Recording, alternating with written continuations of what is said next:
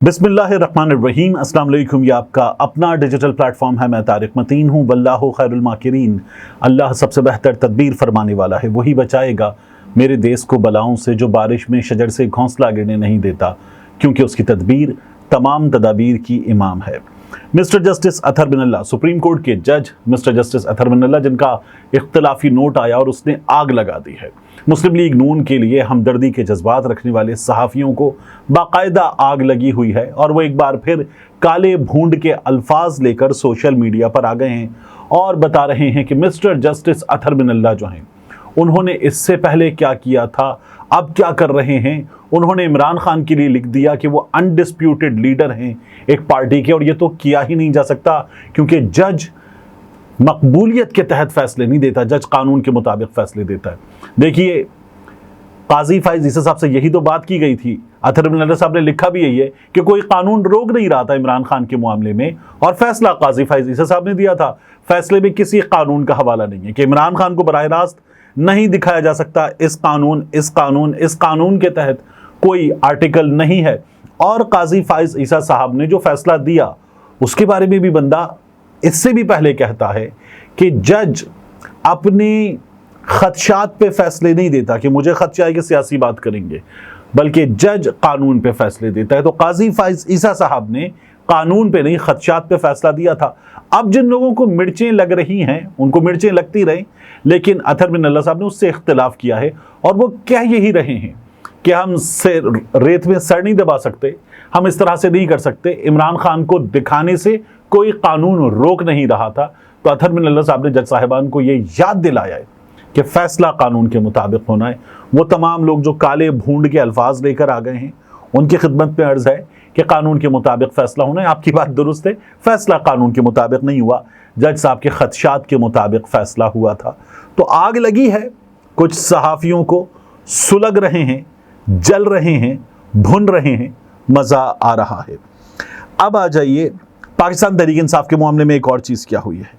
कराची में पाकिस्तान तहरीक इंसाफ वाले जलसा करना चाहते हैं, मज़ार कायद के बिल्कुल सामने जो जगह है वहाँ जलसा करना चाहते हैं, लेकिन अब एक नया अदालत में जवाज़ पेश किया गया है। पहले इजाज़त दे दी गई थी, लेकिन फिर जलसा नहीं करने दिया गया।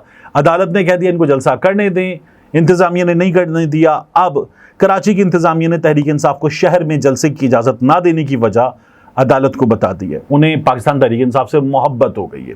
वो ये कह रहे हैं कि अगर ये जलसा करेंगे तो खदशा है कि दहशतगर्दी होगी, इनकी ज़िंदगियाँ हमारे लिए कीमती हैं, इसलिए हम इनको जलसे की इजाज़त नहीं दे सकते। कराची के ज़िला शर्की के डिप्टी कमिश्नर शहजाद फजल अब्बासी ने सिंध हाई कोर्ट में जवाब जमा करवाया है। DC शर्की की रिपोर्ट के मुताबिक PTI ने मज़ार कायद के सामने निश्तर पार्क या शारा कायदीन पर जलसे की इजाज़त मांगी थी। ताहम सिक्योरिटी इदारों ने ज़िला इंटेलिजेंस कमेटी में दहशतगर्दी के खदशात से आगाह किया है। DC शर्की ने अपनी रिपोर्ट में कहा है कि PTI के जलसे में कौमी सतह के लीडर शरीक होंगे। अमन व अमान की सूरत हाल बेहतर होने तक जलसे की इजाज़त नहीं दी जा सकती। शहजाद फजल अब्बासी ने अपनी रिपोर्ट में मौक़िफ़ इख्तियार किया कि वो SSP की रिपोर्ट के बाद ही इजाज़त देने के मजाज हैं, यानी पुलिस बताएगी। इससे पहले ये लोग पता है क्या कह रहे थे, मतलब कोई अजीब हालत है।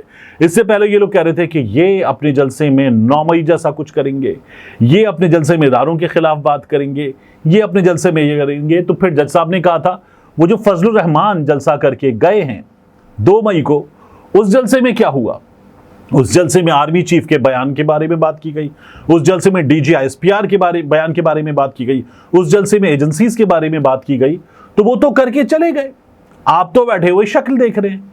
तो पाकिस्तान तहरीक इंसाफ के रहनुमाओं से जज साहब ने कहा कि आप ख्याल कीजिएगा, उन्होंने कहा इनको इजाज़त दें। तो अब की बार वो बहाना ख़त्म हो गया था। तो पाकिस्तान तहरीक इंसाफ को जलसे की इजाज़त नहीं देनी, तो इन्होंने कहा जनाब हमें इनकी ज़िंदगियाँ बहुत प्यारी हैं, ये इतने अच्छे हैं, इनका ख्याल रखना है, तो इन पे हमले का खदशा है। शहर के हालात में हमले के खदशे के हवाले से जो बात की जा रही है उसको अगर आप देखें तो शहर में ये पुलिस मुसलसल नाकाम है। ये जो बदअमनी के वाक़यात हो रहे हैं, मुसलसल हो रहे हैं, ये पुलिस उसमें मुसलसल नाकाम है। स्ट्रीट क्राइम को रोकने में मुसलसल नाकाम है। और ये पुलिस कह रही है कि शहर में दहशतगर्दी का खदशा है। दहशतगर्दी के वाक़यात शहर में अगर आप उनको देखें कि कोई बम धमाका खुदा ना खास्ता, कोई हमला खुदा ना खास्ता, ये वाक़यात नहीं हो रहे।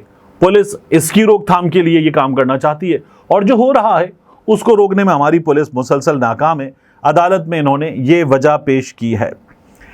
कराची में जो यूट्यूबर जान से गए ना, मुझे उसके मामले पर ज़रूर आपसे बात करनी है।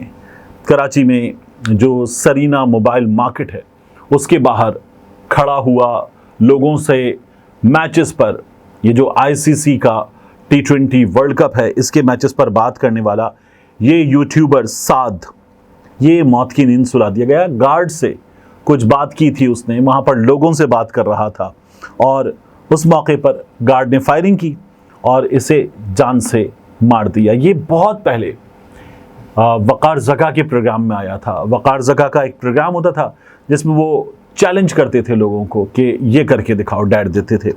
वहाँ पर ये आया और कहा गया कि अब आप गालियाँ देकर दिखाएं। तो बाकी लोगों ने वो काम किया और इसने कहा गालियाँ देना मुनासिब नहीं है। फिर इसने मुनासिब नहीं है इसका जुमला वायरल हुआ, तो उसी मुनासिब नहीं है के नाम के साथ अपना YouTube चैनल बनाया था। अब ये वहाँ अपना काम कर रहा था, वहाँ लोगों से बात कर रहा था, बैरून मुल्क चला गया था, अपने बच्चों की मोहब्बत में वापस आ गया।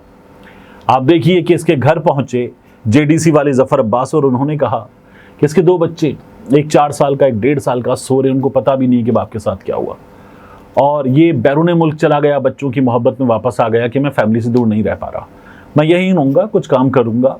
और YouTube चैनल पे इसने काम शुरू किया, जान से गया, मार दिया गया, गार्ड ने गोली मार दी। और एक अजीब वाहियात मंजर मैंने देखा कि तमाम लोग वहाँ ऐसे थे बहुत देर तक कि जैसे कोई बात नहीं हुई। वो गार्ड गिरफ्तार हो गया और उस गार्ड के हवाले से भी पता चल रहा है कि उसका ये कहना था कि मुझसे गन ले लो, मुझसे ये जिम्मेदारी ले लो, मैं किसी को गोली मार दूंगा। वो ऐसी कैफियत में था कि वो गुज़श्ता 2-1 रोज़ से पहले से ही बातें कर रहा था। अब वो गार्ड जो है वो इस वक्त हिरासत में है। ये नौजवान जान से जा चुका। लेकिन आप सोचिए कराची के नौजवानों की ज़िंदगी क्या है। हम इत्तिका को देखें, उसके बाद मरने वालों को देखें। मोबाइल फ़ोन 60-70 हज़ार रुपए का, उसके लिए जान से जाते हैं। एक यूज्ड बाइक 40-50-60 हज़ार रुपए की, उसके लिए जान से जाते हैं। इस शहर में छीनने वाले, जिनसे छीनते उनको मारते पहले हैं, छीनते बाद में लाश के पास से उठाते हैं। इस शहर में छीनने वाले दंदनाते फिरते हैं।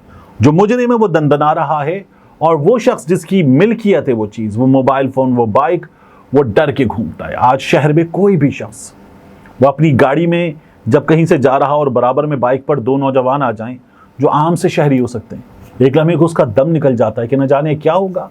या भी इशारा करेंगे गाड़ी साइड पे करो और जो तेरा है वो मेरा है, ये हो जाएगा। इस शहर की पुलिस किस कदर नाकाम है, इस शहर की रेंजर्स किस कदर नाकाम है, इस शहर की हुकूमत किस कदर नाकाम है। इस शहर में मुसलसल सियासत करने वाले, ये शहर हमारा अपना है कहने वाले किस कदर नाकाम हैं। और इनकी नाकामी की सज़ा इस शहर का एक आम आदमी भुगत रहा है, साद भुगत रहा है, इत्तिका भुगत रहा है, अथर मतीन भुगत रहा है। ये लोग जान से जा रहे हैं, ये मर जाते हैं, एक गोली और उसके बाद इनकी ज़िंदगी का खात्मा। और फिर पूरा ख़ानदान सुलगता है, सिसकता है, सज़ा भुगतता है। वो सज़ा उसके पूरे अहले खाना मुसलसल भुगतते हैं, आंसुओं के साथ अदालतों में भुगतते हैं, थाना कचहरी में भुगतते हैं और नाकामी उनकी ज़िंदगी का हिस्सा बनती है। शहर नाकाम है, शहर के लोग नाकाम हैं। यानी अगर पुलिस नाकाम है ना, तो नतीजा भुगते पुलिस वाला भुगते, हुकूमत भुगते, रेंजर्स भुगते, कानून नाफिज करने वाले इदारे भुगते। ये मुत्तहिदा कौमी मूवमेंट के इस शहर के सियासतदान जो कहते हैं अपने, ये लोग भुगत रहे हैं वो लोग जिनकी नाकामी नहीं है। जिनकी नाकामी है वो बयानात देने के लिए जिंदा हैं, वो ड्रामे करने के लिए जिंदा हैं, वो ये बताने के लिए जिंदा है कि इस शहर में कुछ नहीं हो रहा, बाकी शहरों में इससे ज़्यादा होता है। एक बार फिर यहाँ पर ये जो गार्ड जिसने गोली मारती है, आप सोचिए 25-30 हज़ार रुपये तनख्वाह होती है इन लोगों की, 12 घंटे की इनकी नौकरी होती है। और ये जो बड़ी बड़ी कंपनियां हैं, कोई रिटायर्ड मेजर, कोई रिटायर्ड कर्नल, कोई रिटायर्ड ब्रिगेडियर अक्सरियत से चला रहा है। ये जब नौकरी पे होते हैं ना, तो एक एक जवान का उसका जहनी रुझान क्या है, उसका पूरा बायोडाटा निकालते, कहीं ये किसी अफसर को गोली ना मार दे। और जब ये गार्ड रखते हैं तो उसका मजहबी रुझान क्या है, जहनी रुझान क्या है, जिस्मानी सेहत कैसी है, जहनी सेहत कैसी है, भाड़ में गया उसे खड़ा करो किसी जगह, किसी दुकान के पास, किसी बैंक के पास, किसी मॉल के पास, वहां वो पूरा दिन कुत्ते की तरह जलील और ख्वार हो, धूप में, धूल में, मिट्टी में, खाने से महरूम, 25,000 रुपए की नौकरी, एक भारी भरकम गन, उसको बंदूक दे दो, उसको गोलियां दे दो, किसी की जान ले ले, अब कुछ शक नहीं होता। इन लोगों को अपने पैसों से मतलब है और इनसे कोई पूछता नहीं कि आपने ये जो एजेंसीज बनाई हुई हैं जहां आप गार्ड सप्लाई कर रहे हैं लोगों को, सिक्योरिटी एजेंसीज बनाई हुई हैं, आप कोई काम करते या नहीं करते? इनका ऑडिट होता ही नहीं होता। ये कर्नल, मेजर, ये लोग ब्रिगेडियर बैठे हुए हैं एजेंसीज बना के, बड़ी बड़ी लोगों को गार्ड्स दे रहे हैं, वो गार्ड्स ही लोगों की जान ले जाएं। इनसे कोई पूछता है कि तुम काम करते कैसे हो? मजाक बना के रखा हुआ है। एक जीता जागता नौजवान अचानक मार डाला और उसके बाद जो है अब हमारे यहाँ उस पर हम देख रहे हैं कि वो हर बार मुझे नजर आता है इस शहर में, जब कोई मर जाता है तो उसके मरने के बाद वीडियो स्लो मोशन में चलती है और सुनाई देता आज भी मेरे ख्यालों की तपिश जिंदा है, मेरे गुफ्तार की देरीना रविश जिंदा है। इससे ज़्यादा अब इस शहर के नौजवानों की ज़िंदगी रह नहीं गई है। हम वीडियोज़ में बाद में वायरल होने के लिए ज़िंदा रहते हैं। ये हमारी ज़िंदगी का इस वक्त हाल हो चुका है। इंतहाई अफसोसनाक सूरत हाल है। इसी तरह से इंतहाई अफसोसनाक सूरत हाल है हमारे यहाँ सनम जावेद की, आलिया हमजा की एक बार फिर गिरफ्तार, मतलब रिहाई गिरफ्तारी। सनम जावेद को अब गुजरांवाला पहुंचा दिया गया, आलिया हमजा को भी गुजरांवाला पहुंचाने वाले हैं। यानी इन लोगों ने अगर कुछ किया था 9 मई के बाद तो चालान मुकम्मल करो, अदालत में दो, बताओ ये इनका जुर्म है, ये इनकी जुर्म की सबूत है, अदालत उसको सुने, वकीलों को सुने, फैसला करे। इन्होंने कुछ किया तो उसकी सजा मिल जाए। लेकिन नहीं, एक शहर, दूसरा शहर, तीसरा शहर, मुसलसल साल से ज्यादा हो गया इन लोगों को दरबदर होते हुए, और ये अब तक 9 मई किया इन लोगों ने, तो इनको उसकी सजा दे दीजिए साबित करने के बाद।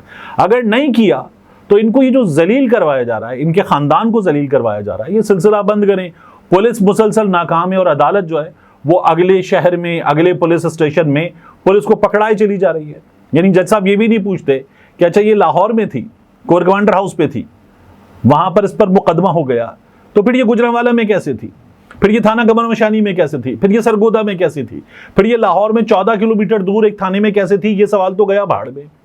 मतलब ये बाकी शहरों में कैसे थी? अभी फैसलाबाद भी बाकी है, अभी कुछ और भी निकल आएगा और सनम जावेद को रखा जाएगा अंदर। तो जो उसने किया है उसको साबित कीजिए, सजा दे दीजिए, इससे किसको इनकार है? लेकिन साबित तो कीजिए। ये हो रहा है, यही हो रहा है इमरान रियाज खान के साथ। इमरान रियाज खान के केस में हज पर जाना चाहता है, अब फैसला महफूज हो गया है और वहां पर हमने देखा FIA को, दीगर तफ्तीशी हुक्काम को, इदारों को, वो अगर बता रहे थे कि जनाब ये हमें अब इस मुकदमे में मतलूब था, नहीं है, जमानत कंफर्म हो चुकी, तो अब एजेंसियों की रिपोर्ट है उसके मुताबिक ये रियासत मुखालिफ आदमी है और ये अब जो है वो नहीं जाना चाहिए पाकिस्तान से बाहर। हुआ ये कि जज आबिर फारूक साहब ने, मैं आपको सीधा बता देता हूँ, जो अदालत से पिक्चर आ रही है उसके मुताबिक मियाँ अली अशफाक से, इमरान रियाज से, फिर आखिर में ये कहा कि इनका ये ख्याल है कि आप वापस नहीं आएंगे, आप चले जाएंगे, वापस नहीं आएंगे। तो मियाँ अली अशफाक साहब ने कहा कि इससे पहले मुकदमा थे, गए आए बार बार हो गए, और अब भी एक आज़ाद मुल्क के आज़ाद शहरी के तौर पर हम जाएंगे, सफ़र करेंगे, वापस आएंगे, जाएंगे आएंगे, ये चलता रहेगा। जैसे कोई भी आम शहरी अपने हुकूक रखता है, ऐसे ये हमारे हुकूक हैं। जज साहब ने इससे पहले मोहलत दी थी कि तहरीरी जवाब जमा कराइए, और अब उसके बाद फैसला महफूज कर लिया है। फैसला आज रात किसी वक्त लेट आ सकता है, कल सुबह आ सकता है, और उस फैसले के नतीजे में इमरान रियाज खान को कहा जा सकता है जाइए, आपको इजाज़त है हज के सफ़र पर जाने की। लेकिन ECL से नाम निकल गया, PCL से नाम निकल गया, फिर उसके बाद कोई एक आध और लिस्ट है, स्टॉप लिस्ट है, नाम निकल गया। मगर मुझे अब भी डर यह है कि इमरान रियाज खान को एक बार फिर रोका जाएगा। ये रोकते हैं, इमरान रियाज खान लड़े और फिर जाए अदालत और जाके वो मुकदमा, वो वजह भी ख़त्म करे। ये फिर रोकते हैं, फिर लड़े, फिर वो वजह, वो मुकदमा ख़त्म करे। ये सिलसिला जारी रखना चाहिए और एक बार इस पूरे मामले को ख़त्म करवा देना चाहिए। ये मेरा इमरान रियाज खान के लिए पैगाम होगा। मिलते हैं इंशाल्लाह आपसे अगली वीडियो में।